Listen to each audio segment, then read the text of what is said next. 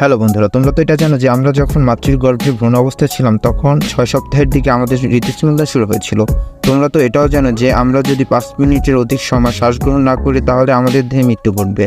এখন প্রশ্ন হচ্ছে, আমরা ভ্রূণ অবস্থায় যখন ছিলাম তখন আমাদের শ্বাস গ্রহণের প্রয়োজন ছিল, তখন কিভাবে শ্বাস প্রশ্বাস নিতাম?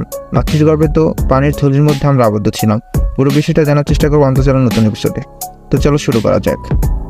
মাতৃর গর্ভে শিশুর শ্বসন ওমরার মাধ্যমে হয়। ওমরা হলো একটি টিস্যু বা মায়ের রক্ত এবং শিশুর রক্তকে সংযুক্ত করে।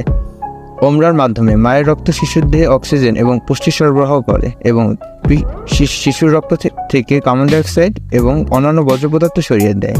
মাতৃর গর্ভে শিশুর শ্বাসযন্ত্রগুলি বিকাশাধীন থাকে, তবে তারা অক্সিজেন শোষণ করতে সক্ষম নয়। এ কারণে শিশুর অক্সিজেন ও পুষ্টি ওমরার মাধ্যমে সরবরাহ করা হয়।